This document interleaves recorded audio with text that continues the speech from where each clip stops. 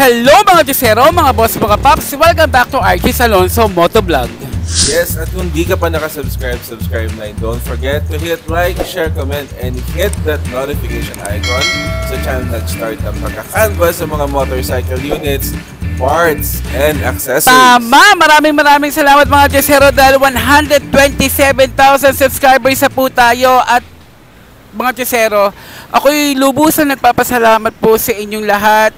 Sa lahat po ng mga nabasa ko na mga dasal, virtual pakikiramay, lahat yun. Sobrang appreciated ko po sa lahat po lang sumusuporta sa RJ's Alonso Motovlog. Alam kong sobrang hirap nitong ginagawa ko dahil iba yung 5 taon kang nakasanayan no? Na dalawa kayo. Pero dahil sa mga nabasa ko po na mga mensahe ninyo na nakakataba po ng puso, laban lang po. Salamat po. Salamat po sa suporta ninyo mga Josero. And for today's vlog po mga Josero, nandito po kami sa Yamaha Nagtahan dahil pag-uusapan na naman natin yung bagong motorsiklo na NMAX na TechMax, di ba? Dahil alam naman natin lahat ng yan. Yan ang #1 maxi scooter dito sa Pilipinas, di ba? Hindi natin matatanggi yan mga Josero. So, bago tayo pag-usapan yung mga specs, unahin na muna natin yung mga features niya. Ano ba ang meron dito? Kaya pag-usapan na natin yan mga Josero. In 5, 4, 3, 2, 1.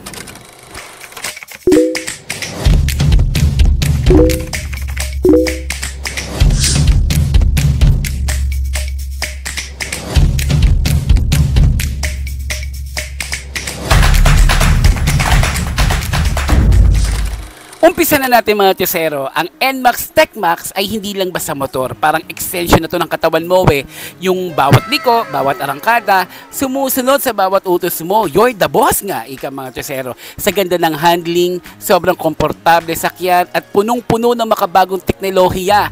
Ikaw ang tunay na may control. Napakaganda nito mga Josero. So hindi lang basta biyahe ang bawat galaw, ikaw ang magdidesisyon. Kaya kung gusto mong maramdaman na ikaw ang boss sa kalsada, take command with the Yamaha NMAX TechMax. So, umpisa na muna natin sa presyo mga Josero. Ang cash po nito ay nasa 175,900 pesos. At kung installment naman na kukunin natin, ang down payment nito nasa 35,180. At ang 12 months nito nasa 15,581. Sa 24 months naman nasa 9,321. At ang 36 months po nasa 7,379. Aba, akalaan nyo mga Josero, may rebate po dito sa Yamaha Nagtahan ng 200 pesos. Kaya halika na, umpisahan na natin yan. Kung ano ba ang ibinibida nitong bagong NMAX TechMax na to. Isa sa mga features ng NMAX TechMax mga Josero, meron tong tinatawag na 3-level downshift control. At kung iniisip mo kung ano yan, ganito yun. Ibig sabihin, kaya mong piliin kung gaano kalakas ang engine brake mo kapag magbibitaw ka ng throttle. So meron kang 3 pagpipilian, parang may easy, medium, at intense mode, di ba? Bongga talaga. At ang malapit dito, isang pindot mo lang sa manibela. So kaya no sweat mag-adjust habang nasa biyahe ka. So kung titignan natin mga Josero, parang may sariling remote ang makina mo. Kung gusto mong smooth, slow down, level 1. At kung medyo gigil, level 2. At kung gusto mo parang nagpo-full stop agad, boom, level 3 yan. Ito mga Josero, another features, meron lang naman itong 2 klaseng mode. Sport mode at touring mode. O diba, parang cellphone lang, may setting din ng motor. Unahin natin ang sport mode. Ito yung panggigil Pag gusto mong mabilis ang arangkada, kailangan mo ng hatak sa panahon. Naku, boom!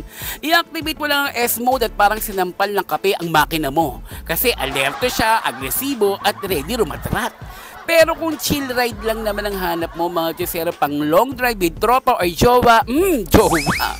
Touring mode ang bagay sa iyo. Smooth lang ang takbo, hindi ka bibiglain sa throttle, kaya relax lang ang biyahe, parang road trip sa probinsya habang may background cam music na nako, so sweet talaga. Kaya isang pindot lang mga Josero, kaya depende yan sa mood mo kung may mode ka. Parang motor na marunong makiramdam, trip mo ng gigil o chill lang tayo ngayon. So ito pa mga Josero, ito na yung parte ng techie pero hindi nakaka-nosebleed. Meron lang naman itong 4.2 inches full color TFT display, o diba? Hindi lang basta screen no? parang mini dashboard ng spaceship. At ang malupit dito, may built-in navigation gamit ang Garmin Straight Cross. Kaya kung hindi mo kabisado ang pupuntahan mo, chill lang. Hindi mo kailangan sumigaw ng Waze mga Diyosero. Kasi andito sa harapan mo. At syempre, connected ka pa rin sa mundo kasi pwede rin magpakita ng smart notifications yan. So habang nagra-ride ka, alam mo may nag-text, tumawag, o may bagong chismis sa GC. Pero syempre, safety first. Huwag mo na mag-reply habang umaandar ha. Eto pa, at ang cool pa dito mga Diyosero, pwede mong palitan ang display gamit lang ang control sa handlebar. So kung gusto mo baguhin ang information na nakikita mo sa screen, di mo na kailangan kumalikot, isang pindot lang, solved na. Isa sa mga makabagong feature ng motor na to ay ang rear sub-tank suspension. May sub-tank design ito at may dagdag na 5mm sa stroke. Ibig sabihin, mas mahaba ang galaw ng suspension. Ano ba resulta nito mga Diyosero? Eto sagot, mas komportable ang ride lalo na sa lubak. Mas smooth ang handling kahit may angkas o medyo mabigat. Walo, na-miss kita. Sorry naman. At syempre, mas maporma. Dahil sa sleek at sporty na itsura, mas tumitindig ang presence ng motor sa daan. Kaya kung gusto mong hindi lang performance ang aasahan mo, kundi pati forma at dating, swak na swak tong suspension na to. Naka-LED headlight na si NMAX TechMax mga Diyosero. At hindi lang ba sa LED ha, projector style pa. So, ibig sabihin, mas malinaw, mas focus, at mas malayo ang abot ng ilaw mo para may sarili kang spotlight sa kalsada. Big time! Kaya kahit madilim ang daan o may ambon, kitang-kita mo pa rin yung daan. At syempre, hindi lang yan na pati yung taillight sa likod, naka-LED na rin. At aminin natin mga Diyosero ang design, ang angas, di ba? Modern at matapang ang dating. Hindi lang pang ilaw, kundi pang forma na rin talaga. Kaya parang sinasabi ng mga Diyosero, excuse me po, paparada mga pogi. Dax, mga Diyosero ko, pogi! Kung comfort ng hanap mo mga Diyosero, ito na ang maxi seat ng NMAX TechMax. 2 level to kaya parehong panalo ang rider at ang angkas. Kumbaga parang hindi masikip, di ba? As in, walang tatagilid. Kumbaga relax talaga. Ergonomic ang design, kaya kahit long ride pa yan mula umaga hanggang sunset, hindi masasaktan ang puwet mo mga Diyosero. Walang tulakan, walang pahirapan, as in relax lang talaga. At ang version nito ay may gold stitching pa. Yes, gold, di ba? Nasasanla kaya to? Kaya kahit upuan lang ang dating, premium na, pang executive scooter talaga. Parang sinasabi ng motor, komportable ka na, pero dapat classic ka pa rin. Usapang storage na tayo mga Diyosero, hindi ka bibiguin ng NMAX TechMax kasi meron lang naman itong 25-liter under seat compartment. So hindi lang ito basta lalagyan ng mga Diyosero, maluwag talaga.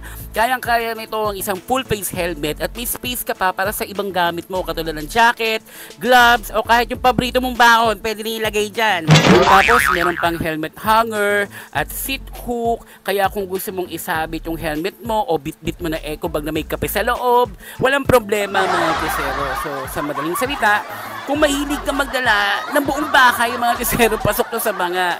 So hindi lang matikas sa NMAX TechMax, practical din. Ito pa ang dagdag astig mga Diyosero, ang gold tone wheels. Bukod sa magaan dahil gawa sa alloy, ang kulay ginto nitong gulong ay nagdadagdag ng premium look na parang sinasabi na hindi to ordinaryong motor ha. Hindi lang basta-basta forma-forma, diba? Mas magaan ang takbo, mas elegante ang dating, mas napapatingin ng mga tao. Sa simpleng salita, ginto sa gulong, ginto sa forma. Big time! Pag-usapan naman natin ang engine ng NMAX TechMax mga Diyosero. Ang engine po nito ay liquid-cooled, 4-stroke, single overhead cam, 4-valve, single cylinder, 155cc. Ang bore and stroke nasa 58 by 58.7mm. Ang compression ratio nasa 11.6:1. Ang maximum horsepower nasa 11.3 kilowatts at 8,000 RPM. Ang maximum torque naman nasa 14.2 Nm at 6,500 RPM. Naka-electric starter tayo mga Diyosero dito at fuel injection. Grabe mga Diyosero, sulit talaga sa presyo. Itong pinakabagong Yamaha NMAX TechMax ito. Tingnan nyo naman yung tindig mukhang galit pero elegante. Matte finish, ang angas ang dating, tapos saluan pa natin ng bronze na mags. Premium look na agad. Sa harapan pala, nakita nyo na, di ba, panalo na. Naka-LED headlamp, sharp at modern. Tapos ang windscreen niya, mataas, pang touring vibes. perfect sa long ride. Ituloy-tuloy na natin ito mga Chesero para buo ang information ng NMAX TechMax. Ang front suspension nito naka-telescopic fork, sa likod naman naka-unit swing. Ang front tire size nito ay nasa 110/70 by 13 at tubeless. At sa likod naman naka 130/70 by 13 tubeless din mga Chesero. Siyempre, ang front brake nito at ang rear brake parehas po naka-hydraulic single disc brake na nasa 230mm. Plus, equip pa to ng traction control system at ABS. Dagdag safety sa kahit anong kalsada. Diyos ko, no? San ka pa? Napakalupit naman talaga itong NMAX TechMax na to. Alam niyo mga Chesero, available lang po ito sa Yamaha Nagtahan. And I'm pretty sure na talagang i-entertain po kayo ng mga staff dito sa Yamaha Nagtahan dahil napakabait po nilang lahat. Kaya ano pa hinihintay ninyo mga Chesero? Sugod na! At ang contact number po nasa screen lang sa lahat ng gusto mag-inquire. Kasi mamaya, pag pumunta kayo dun, nagkaubusan na pala. Kaya siguro, tingin ko, dapat tawag na muna tayo, mga Chesero. But wait, there's more. Siyempre, hindi natin pwedeng kalimutan ang dimension. Halika na sa Heightcom 55. Tignan ko nga kung maaabot ko ba tong NMAX TechMax na to. Usapang dimension na tayo mga Chesero, ang overall length and width and height nito ay nasa 1,935mm by 740mm by 1,200mm. Ang seat height naman nasa 770mm. Ang wheelbase nasa 1,340mm. Ang minimum ground clearance nasa 125mm mga Chesero at ang fuel tank capacity nasa 7.1 liters. Natutuwa ako mga Chesero dahil sa Heightcom 55 kasi akala ko medyo mataas siya Pero hindi, nung binaba ko yung center stand niya, abot na abot ko yung lupa. So, ibig sabihin, safe kong gamitin. Itong NMAX TechMax na to, tama lang din siya sa height ko. And isa pa, pag nililiko ko yung manibela, hindi tumatama sa tuhod ko. Meron pa talagang space talaga. So, perfecto. Okay sa akin. Ang problema lang, sino kaya magbibigay? Maganda tong NMAX TechMax na to mga Chesero. Mga Chesero, natunghayan na natin kung ano bang meron dito sa TechMax. Napakaganda, no? Akalaan nyo mga Chesero. Ay naku, eto nga po na mga Chesero, gusto ko lang sana magpasalamat sa lahat ng mga nanonood, sa mga nagko-comment, sa mga nag-share ng vlog na ginagawa po namin. Sobrang appreciated ko po yun mga Chesero. At gusto ko lang din po kayong imbitahan mga Chesero na meron po akong ginawang tribute na vlog para kay Walo. Para malaman nyo naman po kung ano po ang attitude or character ng isang Walo off camera. Kasi alam nyo naman po mga Chesero, di ba? Kung mapapansin niyo ang vlog namin, hindi ho kami ang bida. Ang bida po yung mga motor. So ano po ba si Walo sa likod ng camera? Diba? Sa lahat ng mga interesado po, antabayanan nyo po mga Chesero at sana mapanood nyo po ang tribute ko kay Walo. Maraming salamat po sa lahat ng support na po ninyo. Binabasa ko po lahat ng mga comment ninyo. Ride safe mga Chesero. Spend your time sa lahat ng inyong partner. Ayan. Thank you!